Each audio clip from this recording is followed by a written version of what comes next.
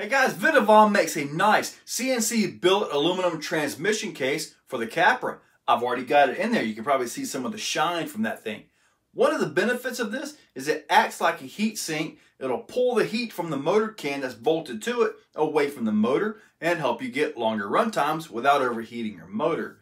Now it's not really a heat sink, but it will help dissipate the heat from the motor and more surface area, more cooling, so kind of sort of heat sink-ish. Anyway, it will help your motor stay cooler for the most part. Now the motor's where all the heat comes from. If the gears are creating heat, you got a problem. So anyway, we're going to take a look at this. I'm going to assemble this for you guys, and in the lower left corner is a number. If you're not worried about the actual assembly and installation, you can click on that, or not click on it, but you can scroll right across that bottom bar over to the driving portion. So guys, take a look. I've got quite a bit of Vitavon stuff in my UDR, and every single piece has been immaculate. Probably not immaculate now since I've beat on it, but man. Let's open this thing up and take a look inside. Notice it has all the hardware to put this in too. Wow. Let's open this thing up. This has been redesigned just a little bit from the stock unit. It is nice. You know, some of the stuff I get from Vitavon is like, man, do I really want to put this in the truck? We're just like, put it on the shelf. Wow. Okay, let's put this in the Capra. It's going to be interesting to see if this transmission actually works with my motor mod to get the 550. Maybe it'll move the motor forward. Maybe it'll make the 550 not workable. Anyway, we're about to find out. This is the first time I've had the stock transmission apart since I built this thing. So I highly recommend you guys take a look at the manual again on reassembling this. I'm going to try to show you guys a step-by-step if I can. Remember, the spur gear input shaft comes in from the front side or back side through the bearing, and then the pin goes in place and then the gear goes on. With the front output bearing in place, you can just simply slide your large output gear in place. With the bearings transferred, this just simply goes right onto here. Once you've got those put together, just simply put that screw right back into place that came with the transmission. Put the locking piece back in the tail shaft housing using the stock screws. With that in place, you can put this on the new transmission and just simply slide this right back over. Get that to line up. Just like that. With the transmission put back together, I put the spur gear, the little non-slipper thing, the idler or bull gear or whatever you want to call it. And that is a 9-tooth pinion gear, ladies and gentlemen. Look at that. Now we're going to flip this over. There is room to go possibly to an 8-tooth pinion gear. Now, and there's also some room in the motor slots. So yeah, it is very possible to get 8-tooth pinion gear on this thing. Now whether they make an 8-tooth pinion that can actually work on this, don't know. But that is a 9-tooth pinion, guys. With the cover on, the 9-tooth pinion has room to spare. Like I say, I'm pretty sure you could possibly fit an 8-tooth in this thing. That's awesome. Oh yeah, and keep in mind, I still got that big Crawlmaster 550 Pro 10-turn in this thing. Now let's see if it fits in the belly. Yes, it does. Now I may have to do a little bit of trimming, a little bit more trimming right down there. It looks like it may be contacting just a tiny little bit. So yeah, but overall, yeah, it fits. I mean, not everybody is going to be running the 550 Crawlmaster Pro, right? Most guys are going to stay with the 540 size, and the Magnum is probably going to be the ideal motor to put in this as far as brushed systems go. With everything mounted up and ready to go, let's go ahead and check this. You know, so that's smooth. That's as smooth as the plastic, if not smoother. So yeah, now it's ready to go outside. Okay, we're gonna start off on some brand new concrete stuff at the Exoplex. Now this thing, well, that wasn't bad at all. Now this thing right here still has the stretch wheelbase from where I did that, so may end up having an issue with that. I'm not sure, as far as, you know, belly rubbing and all that. If you notice, I'm using the dig.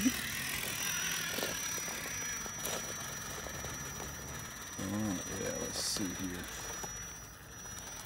Nice.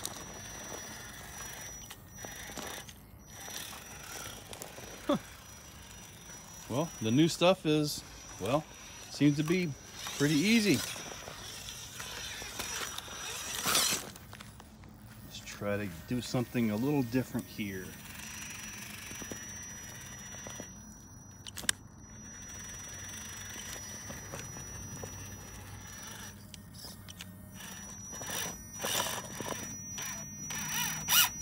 Oh, slipper.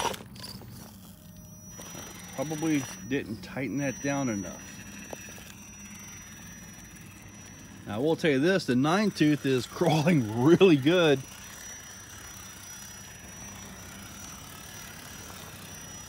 Probably going to have to take a break and go tighten the slipper, unless it stays there, you know. Personally, I like having a slipper on my vehicles. I know a lot of guys don't like having the slipper, but really, if the slipper is set properly, you never know it's there. You never know it's there until you actually need it.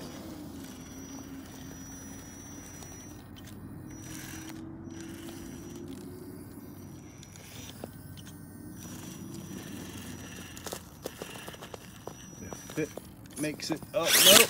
Oh, dang.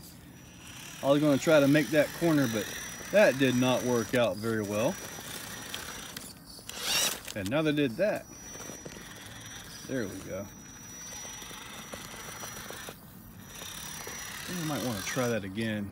Get up here, let that tire hang. Yeah, I'm going to have to go tighten my slipper down. Dang it. At least it doesn't appear to be that bad to get to on this one.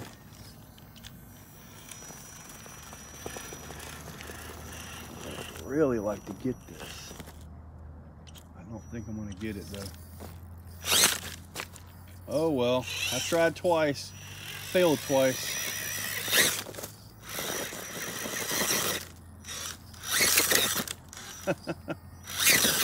Oh, got it. Wasn't really expecting to get that. Make this corner right here. Totally see that shiny thing in there. See, now I'm not going to want to use the body panels I got. Oh yeah, it's getting a color change. It's also getting a material change. So yeah, coming up soon, this thing is going to be red. I know this isn't going to work.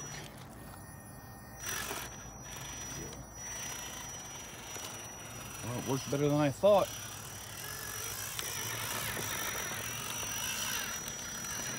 Huh. Let's see here. I've tried this a few ways. Sometimes you can get it by just going for it. Look at that. Haha, new record.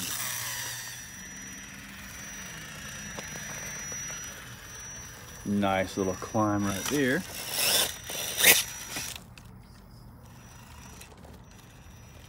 Yes. I'm always working out here. Ooh, that looks pretty rough right there.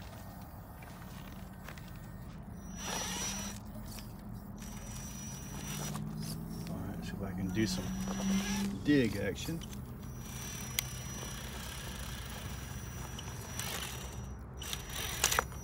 Wow. Come on now. Nice little leanie. Notice the dig is going in and out perfect. No issues at all. So the Reese 99 servo is doing a wonderful job. The new Vitavon transmission case, no issues there. No binding or anything. Ooh, nice. I'm going to have to put a gate on that. All right, let's head on over to the other side. All right, I know what I'm going to do. Come right down here, do a little dig action, see if I can get up this, because since I cemented this in, belly's probably going to get me. Let's see, I'll go at a little bit of an angle.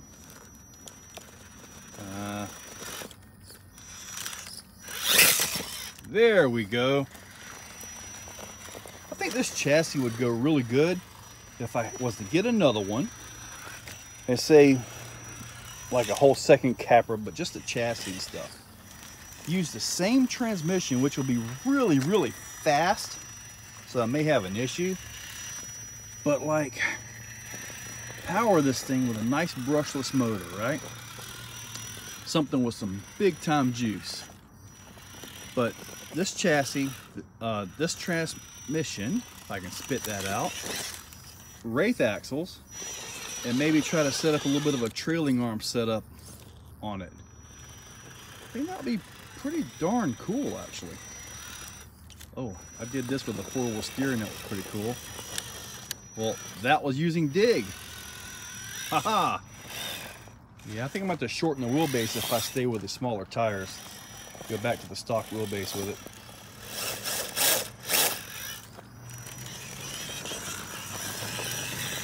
Let's go ahead and try the climb.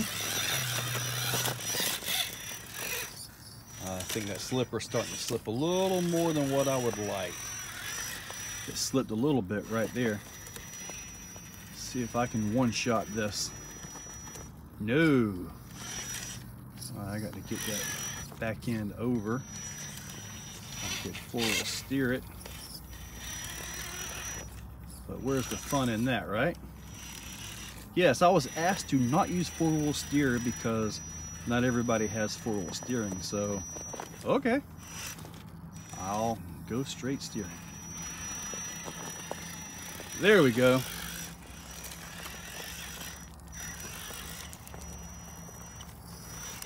Haha. While we're out here, let's just see how fast this 550 10-turn Crawlmaster Pro and 9-tooth pinion is on 3S. This still has plenty of speed for comping and general trailing. That's actually plenty.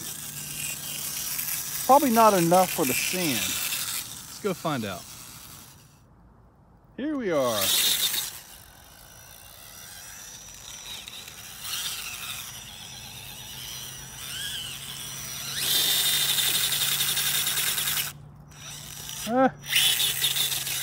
Could use a little more speed for sand bashing and stuff. But overall, still actually decent for like trailing, and if you're on a comp. If you're on a comp, the courses should be, you know, kind of scale-ish. So yeah. So guys, what do you think? Maybe it was a little bit louder than the plastic transmission. That could also be from the smaller pinion gear. Usually a larger pinion gear, when mesh is set right, is quieter and a bit smoother, you know, kind of making the quiet thing, because if the gears are clashing bad, you know, it's noisy. But a larger pinion gear comes in and out smoother. So maybe the 9-tooth itself was a little bit louder than the 11-tooth that I've been running. But anyway, I got to tell you guys, I'm happy with it. Now, the slipper was a little bit loose, and you guys saw that slip. I even mentioned it a few times, but it's held up. It didn't actually affect the truck in a negative way, other than maybe stopping a broken part. When you put a real small pinion gear, you decrease the overall speed of the vehicle. However, you increase the raw torque that the wheels get. So with a real small pinion gear, you can transmit a lot of torque to the tire, and you may not even know it. Now this has got that big 550 Crawlmaster Pro, which is very, very torquey. It could easily, you know, strip something out, you know, or possibly break a portal gear, because I have seen a few of those broken in the Facebook groups. But by changing that gearing, that pinion gear, you really change the torque of the vehicle itself as far as what's getting to the ground. So maybe it was just doing its job. Maybe it didn't have to do its job with the 11 tooth, but I kind of think it might have been a little bit loose. However, I'm real happy with this transmission case. I've got more Vitavon stuff on the way, so stay tuned for that. There are links in the description to get this Vitavon stuff from eBay, and also for the UDR stuff. Links in there for that. And guys, I appreciate you guys watching, and see you later.